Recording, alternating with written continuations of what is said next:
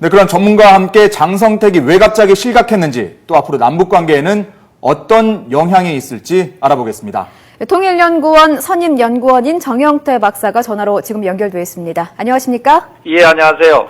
네, 우선 장성택은 김정은의 고모부이자 김정은의 후견인 아니겠습니까? 예, 그렇습니다. 네, 상당히 충격적인데 장성택의 숙청 일단 기정사실로 받아들여도 될까요? 글쎄요, 아직까지는 우리가 장성택에 대한 행방 자체가 구체적으로 밝혀지지 않은 상황인 건 사실입니다. 그렇지만 나름대로 공식적으로 나타나는 어떤 그런 횟수라든가 실적으로 한 달여간 공개적으로 나타나지 않는다는 사실은 실질적인 어떤 그런 당직이라든가 이런 데서 물러나 있는 것이 아닌가. 이런 정도는 우리가 판단해 볼 수가 있습니다. 그렇군요. 네, 그렇군요. 이 처형됐다는 장성택의 측근들은 어떤 사람들입니까? 비리 혐의를 고리로 건 것 같은데요. 예, 모든 게 사실은요, 북한 내부에서 어느 한 인물이 위험하다고 판단이 되면은 주변 인물을 먼저 치고친다든가 아니면은 그 인물 자체에 대해서 여러 가지 비리 혐의를 먼저 사전에 유포하고 그렇게 해서 치는 경우가 일반적이거든요. 이번 경우도 장성택 주변에 있어서 사실은 2인자라고 할 정도로 1, 2인자라고 할 정도의 오른팔 왼팔 하는 이런 신복들을 친 것으로 일단 볼 수가 있습니다. 그 중에서 리용화라고 있는데 이것을 이제 장성택이 당 행정부장으로 있는 거기에 제1부부장인 리용화가 있습니다. 이용화하고 그리고 또 당 부부장으로 알려지고 있는 장수길 이 두 사람을 비리 혐의로 공개 처형을 했다 이래 돼 있거든요. 그러면 이용화라고 하면은 사실은 최근에 비교적 최근에 부각된 인물이라고 볼 수가 있는데 지난번 김정은 국방위 제1위원장이 후계자로 치면 2009년에 당 행정부 제1부부장으로 발탁됐어요. 그리고 2010년 11월 조명록 전 총정치국장이 있는데 장의위원회 명단에 이름이 올려지기 시작하면서 나름대로 이름이 부상을 했다 이래 볼 수가 있습니다. 반당 혐의도 거론되고 있는 것 같은데 그거는 어떻습니까? 그것은 사실은 코에 걸면 코걸이, 귀에 걸면 귀걸이가 일반적으로 숙청의 내용이 될 수가 있죠. 그래 일단 알려진 것은 반당행위라고 하는데 이 반당행위라고 하는 것은 북한에 있어서 당의 행위는 곧 충성행위거든요. 수령에 대한 이런 김정은에 대한 불충한 여러 가지 행위들이랄까, 부정부패랄까 이런 것들을 중심으로 해서 나름대로 핑계가 되겠죠. 이것을 가지고 공개 처형에 들어간 그런 사실로 일단 보입니다. 네, 지금 또 비중 있게 나오는 얘기가요. 군부 실세인 최룡해와의 권력 싸움에서 졌다. 오늘 신문 중에 보니까 우룡해가 좌성택을 밀어냈다 이런 분석도 있던데 어떻게 보십니까? 사실은 장성택의 실각 얘기가 나오기 이전부터 모든 거의 대부분의 인사랄까 이런 것은 최룡해가 장악하고 있다 이렇게 봐도 큰 틀림이 없을 것 같아요. 물론 김경희가 있기는 하나 특히 군부와 관련된 인물 그리고 또 당 관련된 인사 이런 것들은 최룡해가 상당히 주도했다 볼 수가 있는데 그 중에서 장성택 자체가 걸려든 것이 아닌가 이래 볼 수가 있죠.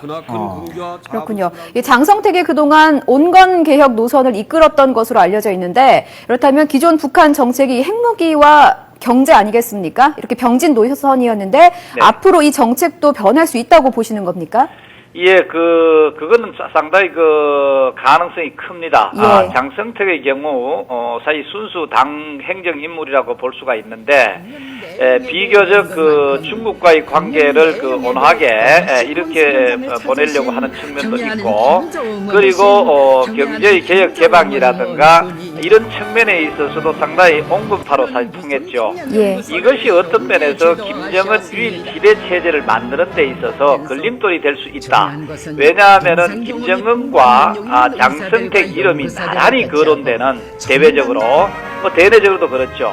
그런 그 경향이 강했기 때문에 북한의 경우는 태양이 두 개가 될 수가 없죠. 네. 그러면은 하나는 제거하는 그런 것이 일반적인 그 모습인데 이번에도 장성태이가 이렇게 당겼다고 봤을 때는 앞으로 개혁 개방에 있어서도 좀 더 그 보수적인 그런 강경파가 득세할 가능성 이런 것이 우려되죠. 네, 그렇군요. 결국에 사실 만약에 이게 사실이라면요. 장성택의 숙청이 사실이라면 앞으로 어떻게 될지가 관심인데 일단 김정은의 1인 체제가 더 공고화되고 최룡해를 비롯한 군부 세력이 더 득세할 거다 이렇게 일단 보면 될까요? 예, 이거, 첫째, 이 과정은 김정은을 수령으로 만드는, 소위 그 유일 지배 체제를 만드는 과정이라고 보면 큰 틀림이 없을 것 같습니다. 예. 그렇기 때문에 일단 그 정책에 있어서는 그 강경 정책이 한참 동안 더 득세를 할 가능성이 있고요. 그럼 강경 정책을 뒷받침하는 것은 역시 군부가 될 가능성, 그리고 또 당 내에서도 정책적으로 강경을 주도하는 최룡해 중심, 김경이라든가 김경옥이라든가 이런 인물들이 중심이 돼서 나름대로 그 강경 정책을 주도해 나가지 않겠느냐 이래 볼 수가 있죠. 예, 네. 그렇군요.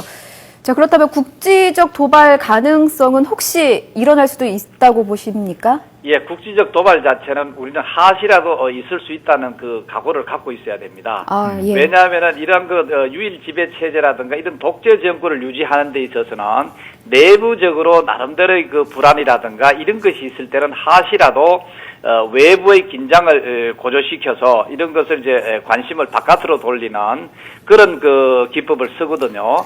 그래서 이번 경우는 특히 장성택이라 소위 나름대로 2인자라고 하는 것이 대외적으로 알려진 인물이 실각되는 과정에서 여러 인물들이 또 재편되는 그런 것을 과정을 겪게 되거든요. 이것은 내부적으로 여러 가지 정치적인 그 불안정을 가져올 가능성이 사실 있죠. 예. 그렇다면은 이것을 중심으로 또 대외적인 그 위협을 군사적 위협을 나름대로 그 강조를 해서 이런 관심을 또 바깥으로 돌리는 그런 것에 대해서 우리는 나름대로 그 대비를 할 필요가 있습니다. 예, 그렇군요. 자, 어쨌든 북한의 권력 구도는 현재 아직까지도 재편이 좀 되고 있는 것 같습니다. 네. 이 현재 실세로 알려진 장성택을 비롯해서 리영호, 김정각 이렇게 김정은 집권 2년 만에 주요 실세들이 실각이 됐는데요. 네. 워낙에 중요한 인물이다 보니까 김정은의 지시 없이는 불가능했을 것이다라는 관측도 있는데요. 어떻게 보십니까? 예, 그렇죠. 김정은 자체가 제1인자로 나름대로 등극해 있는 상황이고 물론 여러 가지 측면에서 아직 명목상의 지위에 불과하다 이렇게 얘기하고 있으나 네. 김정은 자체의 북한에는 이게 수표라고 하는데 김정은 자체의 결재가 없다면은 이런 것이 쉽게 이루어지지는 어려울 것입니다. 그렇지만 아직까지도 소위 김경이라든가 소위 고모가 되겠죠. 예. 최룡해라든가 이런 김정은을 떠받치는 이런 인물들이 주도가 돼서 소위 김정은을 유일 지배 수령으로 만드는 그런 과정이라고 봤을 때는 오히려 이런 지원 세력들의 결정이 더 가깝다라고 볼 수는 있습니다. 네. 아까 처음에 이제 장선택이 어떻게 되는지 아직 정확하게 나온 건 없다고 말씀하셨는데, 예. 만약 이렇게 실각을 한 상태라면 향후에 어떻게 될까요? 최악의 경우에는 아예 숙청이 된다던가 이렇게 될 가능성도 있는 건가요? 사실은 숙청 정도가 되려고 하면요, 나름대로 김정은 무슨 행위를 했다라든가, 이런 아주 심각한 경우를 제외하고는 조금 어렵지 않겠느냐는 생각이 들고요. 그 이유는 고모인 김경희의 남편이지 않습니까? 그래도, 바로 격가지긴 하나, 그래도 가족이라고 볼 수가 있고, 어떻든 이제 실각이 된다고 하더라도 네. 이런 가능성은 항상 있습니다. 한참 동안 완전히 권력의 주변에서 멀리하는 어떤 그런 잠적 상태 이런 것을 일단 기간을 두고 다시 어떤 적절한 네. 그런 권력 주변으로 오는 이것을 되풀이할 가능성도 여전히 남아 있습니다. 예, 그렇군요. 자, 아직 예단하기는 이릅니다만 앞으로 북한 내 권력 구도 어떻게 변화할지 어떻게 예상하십니까? 예, 지금 한참 동안, 지금 일단 사실은 당 내의 어떤 갈등이라고 볼 수가 있거든요. 예. 당 내의 어떤 그런 질서를 유지하는 그런 모습을, 일단 찾아갈 가능성이 사실 있죠. 거기에, 소위 최룡해라든가, 김경일을 중심으로 이것을 이제 당 조직 지도부가 중심이 될 가능성이 있죠. 이것을 중심으로 해서, 다시 김정은 유일 지배 체제를, 좀 더 빨리 재촉하는 그런 형태로 나갈 가능성이 있죠. 그렇다면은 그걸 위해서 나름대로 대내적이나 대외적으로 강경 정책이 상당히 도래할 가능성 뭐 이런 것을 좀 볼 수가 있습니다. 네, 알겠습니다. 오늘 말씀 여기까지 듣도록 하겠습니다. 네, 지금까지 통일연구원 선임연구원인 정영태 박사 전화로 연결했습니다. 고맙습니다.